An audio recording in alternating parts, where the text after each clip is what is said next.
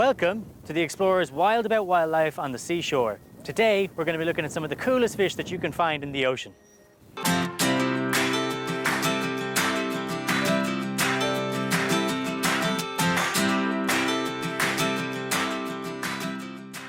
What you will need to have handy while watching is a pen or pencil and your workbook. Don't forget to check out the Explorer's Safety and Conservation Code. These will help you stay safe on the seashore. Hey guys, I'm here in a rock pool at the lower shore where I'm hunting for some flatfish. Now you can get loads of different types of flatfish around Ireland. Some of them are much easier to find in sandy kind of rock pools, others in more rocky and stony rock pools. But they all have one thing in common which makes them pretty good at camouflaging, so you have to be pretty lucky to be able to see them as well. The Irish word for flatfish is lahogue. Now, the ones I'd be looking for here in a rocky type area would be maybe a plaice or a flounder. Now you're very likely only going to find them when they're very young. The older ones are going to live much further out, so expect to find them quite small here. If you're in a very sandy area, you still might find some plaice, but you'll also probably going to find some turbot as well. They're much kind of sandier colour, so they camouflage in much better. Now the plaice is quite easily identifiable because of the coloration. They've got this kind of mottled, spotty kind of colour on their back. Sometimes those spots are kind of orange or red, and those spots just help them blend in with this kind of different colour, stony, seaweedy bottom here. Each of the flatfish have a different Irish name. The one we see here today is the plaice, and in Irish it is called lahogue valach. Now, the most noticeable thing about flatfish is their shape. Now, the interesting thing is they don't actually start out flat. When they're born, they're shaped like a normal kind of fish shape. They actually start to change in and around 3 weeks old, where they'll go from normal fish shape and slowly turn on their side. And when they do this, one of their eyes moves from one side of their head over to the other, and they spend the rest of their lives flat, like you'll often find them here. Now, the reason they do that is, one, it's mainly for camouflage, so they can hide from any predators that might come after them. Often you'll see flatfish buried in the sand or under the stones, and it's very hard to see them because they don't poke up.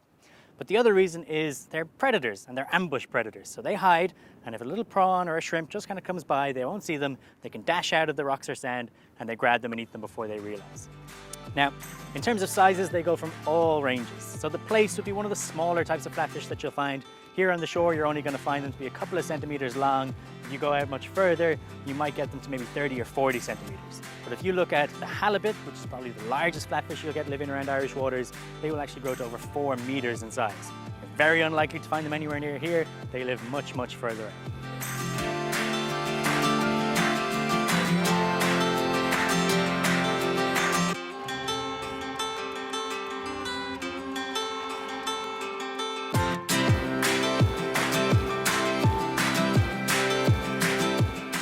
What I have here, guys, in the bucket is our common blenny.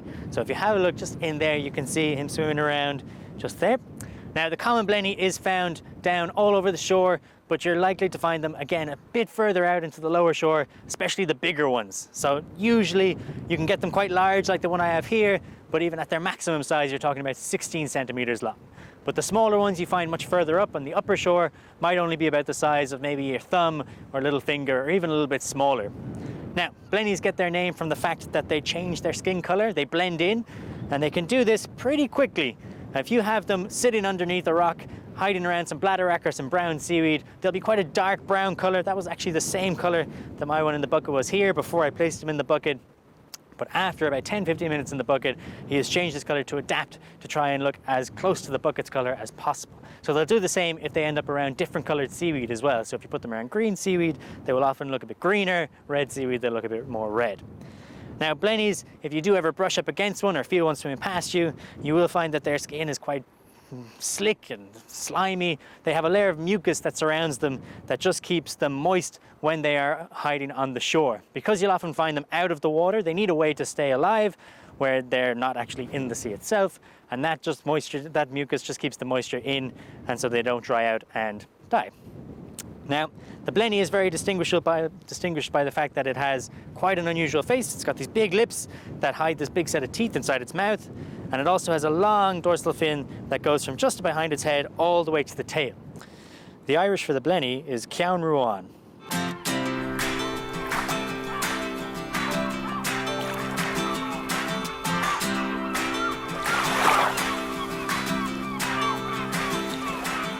What I have here is our butterfish. The butterfish, also quite commonly known as a rock gunnel.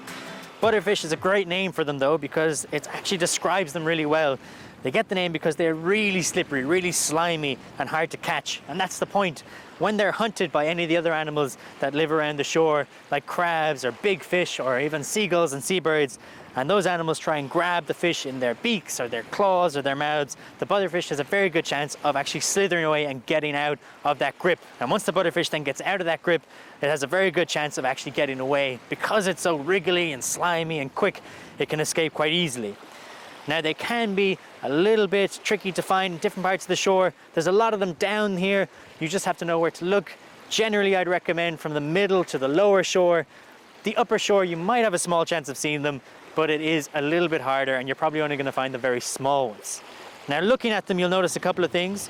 One thing that might strike you is the color. Now they could be quite a brown and dull color, but don't be surprised if you see them being very bright, kind of yellow or orange. Sometimes they are really vibrant colors as well. You'll often always see these spots running along their body, almost from just behind the head to the tail.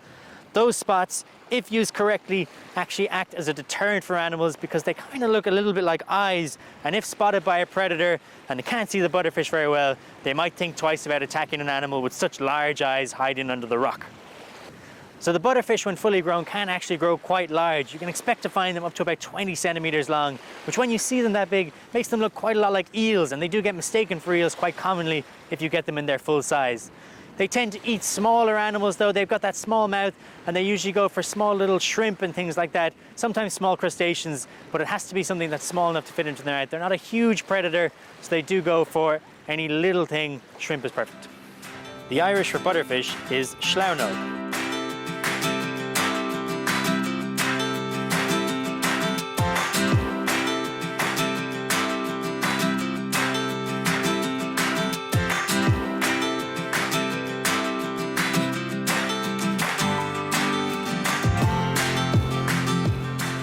So what I have here in the bucket is the worm pipefish. So the worm pipefish is a cousin to the seahorse. Now they're much easier to find than seahorses in Ireland, but pipefish are a tricky one to find on the shore.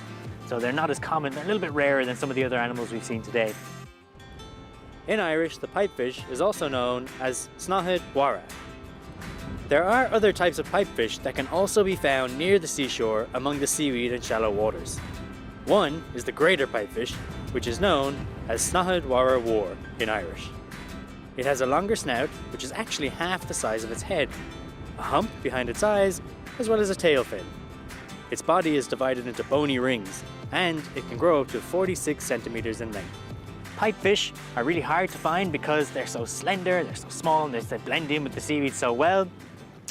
What makes them quite unusual is, like seahorses, it's the male that gives birth as opposed to the female, which is really rare in the animal kingdom.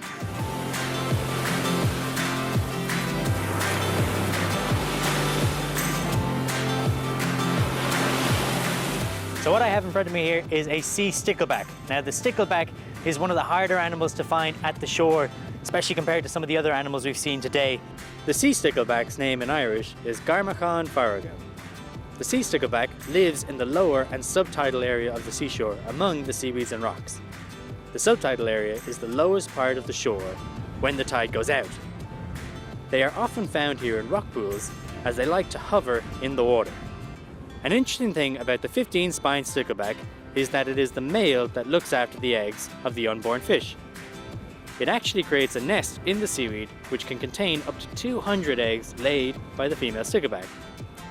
After the female has spawned its eggs, it is chased away by the male, who then protects the eggs until they hatch.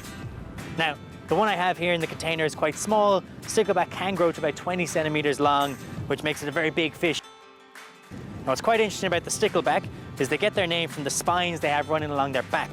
Now, not only that, but you will get stickleback living in the sea as well as rivers and lakes, but they're different types of sticklebacks. So our sea stickleback, as you can imagine, lives here in the ocean where it's salty, whereas the other sticklebacks you'll find in Ireland will be ones that live in rivers and lakes and freshwater areas. Now, sticklebacks have quite small mouths, which is a really good indication of what they eat. So a small mouth means they eat very small animals, so they are predators, but they wouldn't be really aggressive, they wouldn't be hugely voracious feeders, whereas they will focus on much smaller animals. A really good indicator of what an animal eats is just by looking at its mouth. Big mouth means it eats big things, small mouth means it eats small things.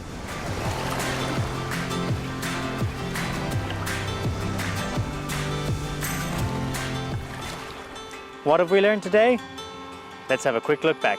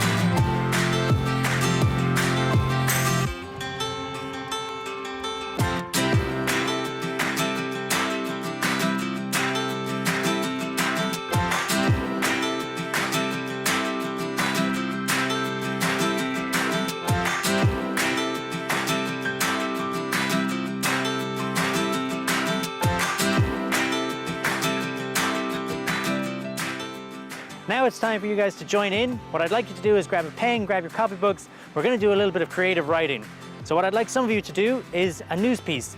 Imagine a day in the life of the butterfish and write about what that day would be like if you were that butterfish. Maybe you could do a poem or turn that poem into a song or do a mix of both.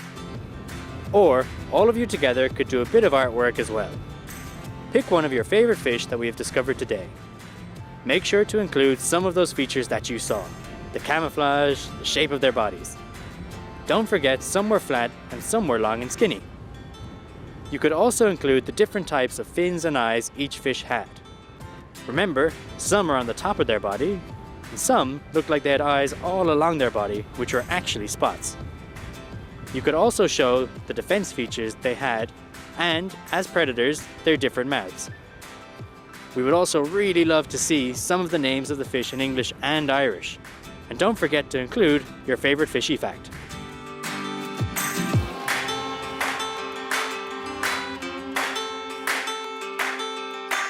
We had a wonderful day on the beach today. I hope you guys had fun. Remember, keep exploring.